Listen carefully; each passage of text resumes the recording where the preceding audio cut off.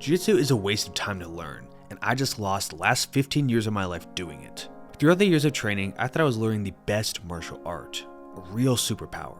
I was convinced that you could beat people of a bigger size even if they're 260 bro, walk around with a fresh ego knowing you're safe and could defend yourself, and that I would be learning valuable skills for the real world from coveted professors. But it turns out just the opposite was true. Instead, what I racked up from all those years was a list of regrets. And the worst one being, regret number 1, injuries. Have you seen this clip? Couldn't walk right for months. Or have you ever shot a double leg and been sprawled on just right and tore your shoulder? In Jiu-Jitsu, we love to tell people that it's fun and a safe sport. YouTubers talk about mat safety, coaches talk about band moves, and people claim they don't roll hard in the gym, yet everyone I know starts Jiu-Jitsu looking like this and changes into this a few years later. Let's be honest here. The sport is about breaking limbs and choking people unconscious, and we pretend that will never happen to you. It goes as far as saying Jiu-Jitsu is a gentle art, when this is the reality.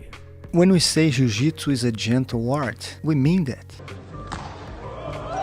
Regret number 2, the ego. A famous quote for Jiu-Jitsu is to leave your ego at the door. This is a great motto because you can strip yourself of worries and just spend time learning.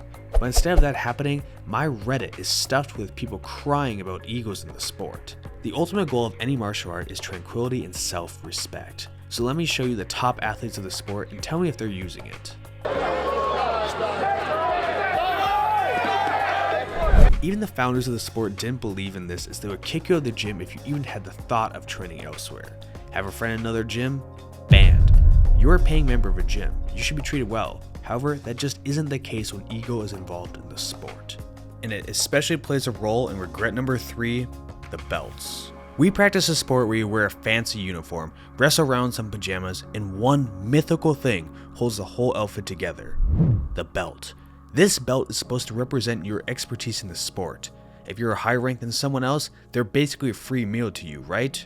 Wrong. There are no universal standards to who gets what belt. Jiu-Jitsu is a sport that requires money to operate and be a successful business. Now, the students pay those bills and they want to see their time is rewarded, so they all obsess over the cloth around their waist. Gym professors rank up students on a whim, have standards different from everybody else, and some gyms even charge more than $100 just to rank up. Instead of trying to better yourself, the students just want to chase a shiny new color. I regret doing Jiu-Jitsu because I was robbed of my time. I spent 15 years learning a sport where I'd be walking away practically paralyzed. I'm still extremely cocky, and even though I have a black belt, does it even matter when Professor Amazon can just promote you? The only other regret I have is that you watched this video on April 1st and took the video seriously while commenting an essay on how I'm wrong.